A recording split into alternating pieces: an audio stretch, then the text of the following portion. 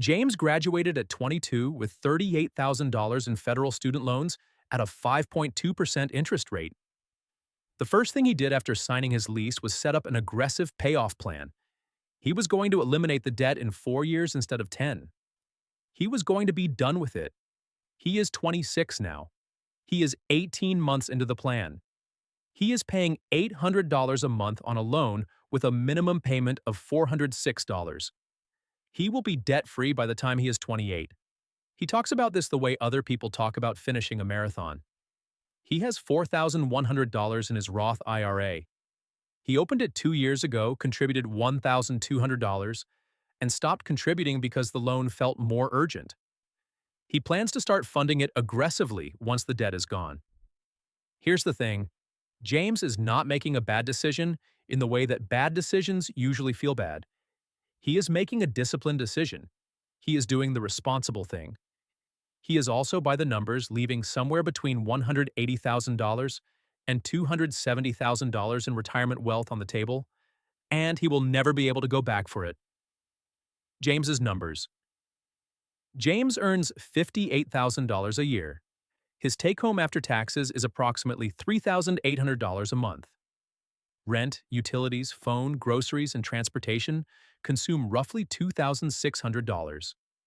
That leaves $1,200 a month to allocate between debt payoff and everything else.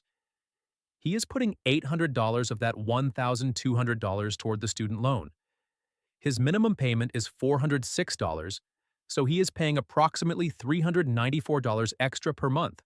This will cut his repayment period from 10 years to roughly 4.5 years. He will save approximately $4,800 in total interest over the life of the loan.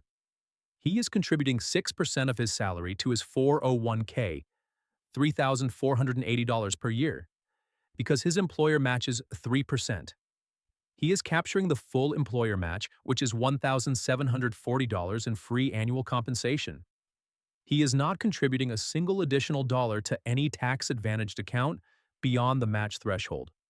But here's what: the $394 per month James is sending above the minimum is not just reducing debt, it is also redirecting money away from the Roth IRA window, a window that is governed by annual contribution limits and closes permanently at the end of each calendar year. The Roth window. The Roth IRA has an annual contribution limit of $7,000 in 2024. That limit applies to 1 calendar year. If James does not contribute in 2024, the 2024 window closes on December 31st. He cannot go back in 2029 when the loans are paid off and retroactively fund the 2024 account. The year is gone. James is currently contributing $1,200 per year to his Roth IRA, leaving $5,800 of the annual limit unused. He has done this for 2 years. He has permanently forfeited approximately $11,600 in tax-advantaged contribution space. At age 26, a dollar contributed to a Roth IRA has approximately 39 years to compound before the standard retirement age of 65. At a 7% average annual return, $1 at age 26 becomes $14.79 at age 65. The $11,600 James did not contribute over those 2 years would have become approximately $171,564 in tax-free retirement income. Here's the thing. That number does not get recovered when the loan is paid off. James can contribute $7,000 per year starting at age 29. But those contributions start their compounding window at 29, not at 26. The 3 years of compounding that were skipped are not interchangeable with the 3 years at 29. The earliest years of the compounding window carry the highest multiplier. They are also the years James is currently skipping. The employer match math. James is capturing his full employer match, which puts him ahead of the people who are not. But the match threshold is not the ceiling. It is the floor. His employer matches 100% of contributions up to 3% of salary. On $58,000, that is $1,740 in free annual compensation. James contributes exactly enough to collect this and stops. This is the right decision relative to the people who do not collect the match at all. But here's what the match math actually says. The employer match represents a 100% instant return on the first 3% contributed. No investment, no debt payoff, and no interest rate produces a 100% guaranteed return. Capturing the match is correct, but the logic that justifies capturing the match, a guaranteed return is more valuable than paying interest, also applies to the difference between his loan interest rate and his expected investment return. And here's the part. James's loan carries a 5.2% interest rate. The historical average annual return of a diversified U.S. equity portfolio is approximately 7%. The spread between what his loan costs and what the market has historically returned is 1.8% in favor of investing.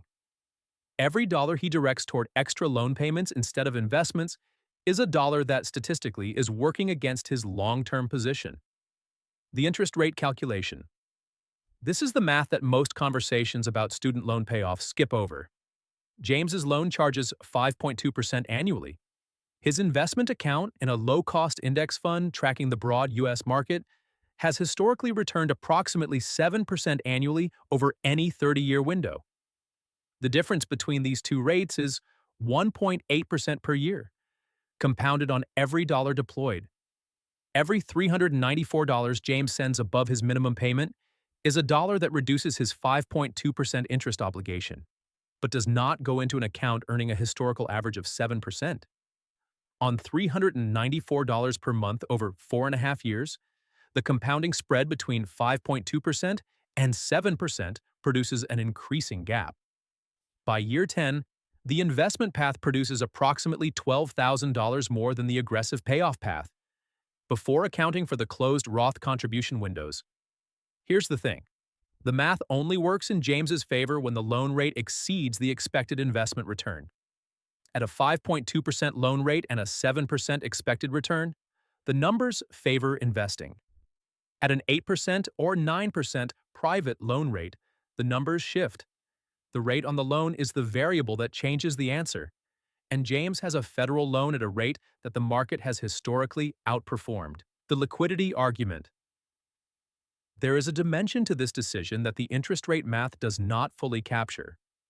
James's aggressive loan payments are buying him one thing, a lower balance. When the loan is paid off, that balance becomes zero. The payments he made are gone. There is no account he can access, no balance he can withdraw, no liquidity in the equity he has built by eliminating debt. If James loses his job in month 30 of his payoff plan, his loan balance is lower, but he has no savings beyond the $4,100 in his Roth IRA and whatever cash is in his checking account. The lower loan balance does not pay his rent. The equity in the eliminated debt is completely illiquid. But here's what. If James had been contributing the $394 per month to a taxable investment account instead of extra loan payments, that account would be worth approximately $22,000 at month 30. He could access it. He could cover several months of expenses during a job loss. He could not access the $11,000 in reduced loan balance. When early payoff wins, this is not a case against ever paying off student loans early. The math changes at specific conditions that are worth stating clearly. If the loan carries a rate of 7% or above, the historical investment return advantage disappears. Private student loans from 2018 to 2023 frequently carried rates of 8 to 12%. At those rates, the guaranteed return from eliminating the debt outperforms the uncertain return from investing. Early payoff on high-rate private debt is mathematically sound. If the borrower does not have the behavioral discipline to invest the surplus rather than spend it, the forced savings mechanism of aggressive loan payoff produces better outcomes than the theoretical superiority of investing.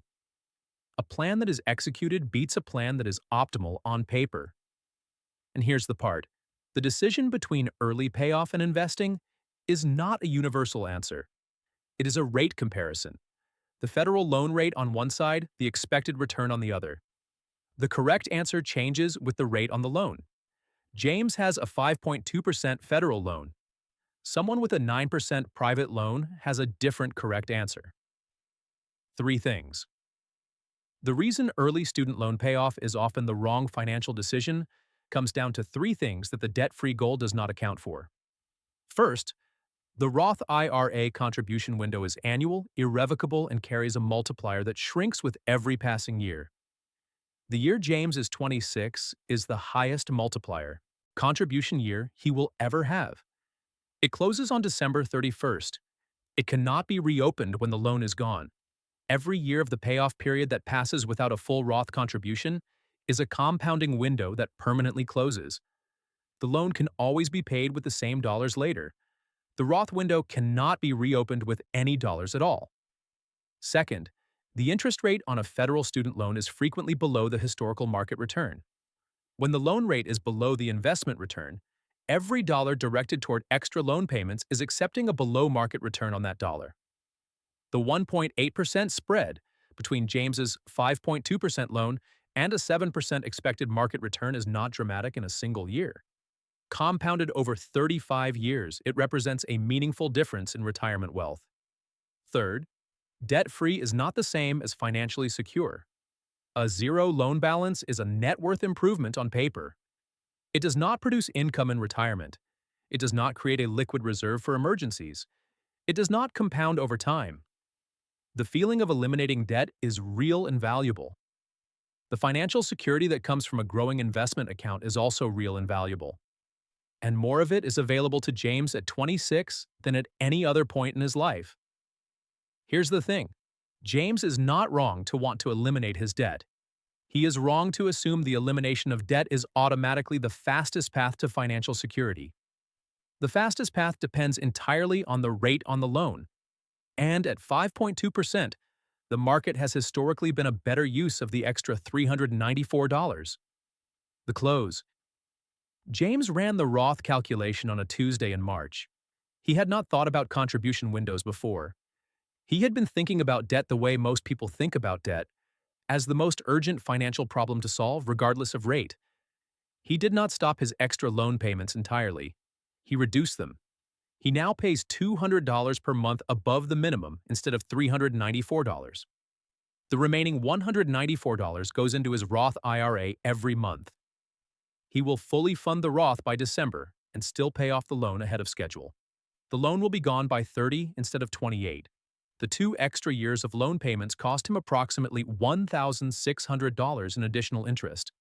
The 2 additional years of fully funded Roth contributions, $7,000 each year from ages 26 and 27, will be worth approximately $104,000 in tax-free retirement income by age 65. You already know what your loan rate is. The question is whether you have ever compared it to the return that the same dollars would have earned if they went somewhere else. This is what we do at Vaulted Finance. The kind of money math that doesn't make the headlines but quietly decides how the next 30 years of your life actually play out. New breakdowns drop here regularly, so subscribe if you don't want to miss the next one. And drop the topic you want us to break down next in the comments. We're reading, and the most requested ones are the ones we cover first.